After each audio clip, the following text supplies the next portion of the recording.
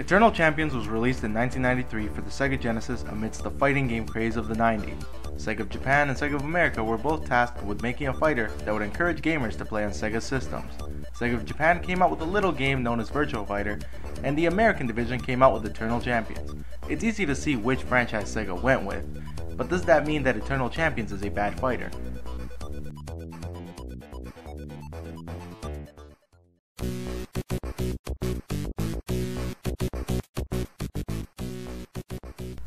It certainly looks great. The sprites are well designed, the animations are great, and the backgrounds are appealing. The music isn't bad and it does its job fairly well. The roster is good and the lore behind them is interesting. Surprisingly, especially for a 16-bit fighting game, there is a lot of effort that went into the story. So basically there's this entity named the Eternal Champion who watches over the world and sees that an uncertain future is ahead. He believes that select warriors from throughout time could have made a difference to avoid certain doom, but they came to their untimely demise. He now hosts a tournament with these fighters, and the winner will be granted a second chance to avoid death and do things right. This game starts off on a high note, but did the same amount of effort go into the gameplay?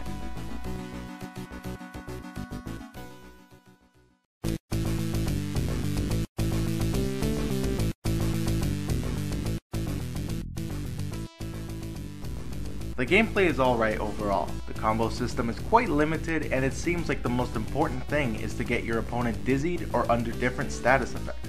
All of the characters are unique, but that isn't really a good thing. There really isn't a well-rounded fighter like Ryu in Street Fighter. Everyone has very quirky moves, and some players may find this awkward. If you can get past that, another obstacle could be the controls.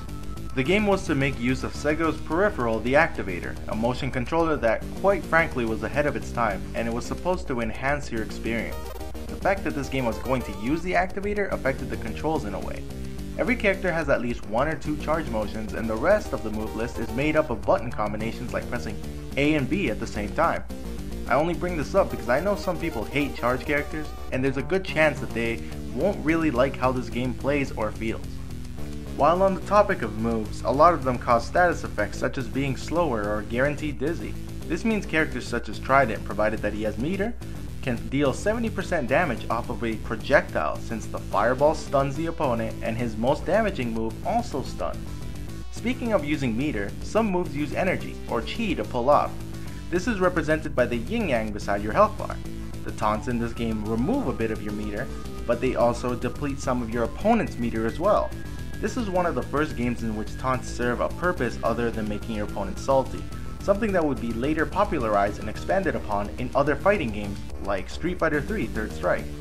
There are also overkills that are activated on certain areas of a stage. Think of them like stage fatalities in Mortal Kombat, but harder to pull off because you need to be in a specific spot when you land the final hit. These kills are stylish, well animated, and not all that gory surprisingly. The game options available are arcade mode, versus, and even the tournament mode. There are also these training options to help you improve and prepare for the grueling arcade mode. The arcade mode or single player contest is extremely hard. The AI is either really aggressive or extremely defensive depending on what will kick your ass more. You have to rely on exploiting the AI, and because beating them fairly isn't going to happen, and that just isn't fun either. Oh, and when you lose a match, you get sent to your previous opponent. It is possible to be on the 5th match and end up back on the first one.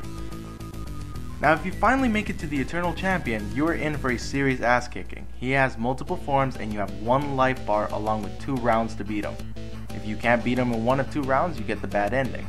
The game ends and the Eternal Champion tells you that he is disappointed that you suck and that you don't deserve a second chance. That's it. You lost, so now you have to try again, all the way from the very beginning. Now I got to this guy's 3rd form, but I never beat him. He makes Shao Kahn from UMK3 seem like a training dummy. I do not recommend going through with this, as the ending isn't really worth it unless a wall of text seems appealing to you. The game could be great fun with friends, but do not play the arcade mode. It will make you legitimately want to sell your Genesis and get a Super Nintendo instead. Sadly, I can't really recommend this game, but that is only because of its follow-up. Eternal Champions never got a real sequel, but it did get an upgraded version on the Sega CD. Going into it, I didn't expect much of a difference.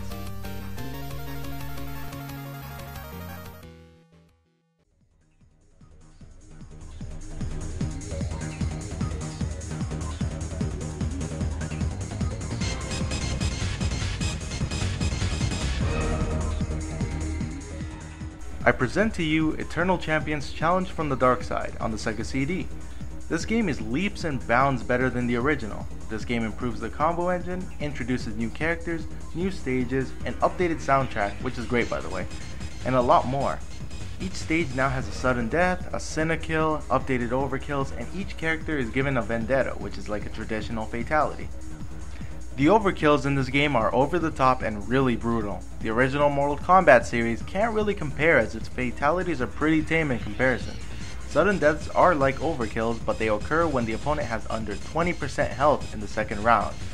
Lastly, sinna kills use the FMV technology of the Sega CD, and it really isn't that great, but the other finishers make up for it. The game is a lot more gruesome overall, but it is also a lot more playable. With the introduction of juggling and proper move cancelling, Challenge from the Dark Side is a lot more fun, and the rebalancing of characters and move properties is awesome.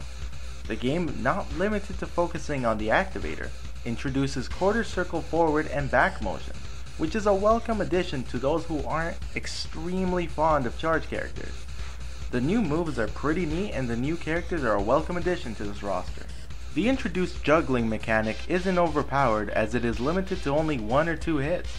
There are now proper combos that don't rely on a stunned opponent, which helps make this game a lot more fun and a lot less cheap. Offensive gameplay is now more encouraged, and it makes matches a lot more intense than in the original. Arcade mode got a much needed overhaul and is now beatable.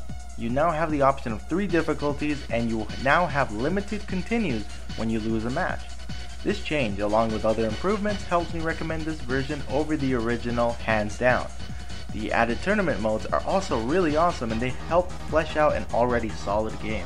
Overall, I think Challenge from the Dark Side is a game you should definitely try out, as it is a great fighter that sadly didn't continue past the Sega CD. The original is rough around the edges, and I have to say that Eternal Champions on the Sega Genesis is a mid-tier fighting game. Eternal Champions Challenge from the Dark Side is on the other hand a high-tier fighter, and is a game I think fighting game fans should try out. Thank you for watching my review on the Eternal Champion series. I definitely plan on doing more of these in the future, so until next time fellow fighting game fans, stay godlike.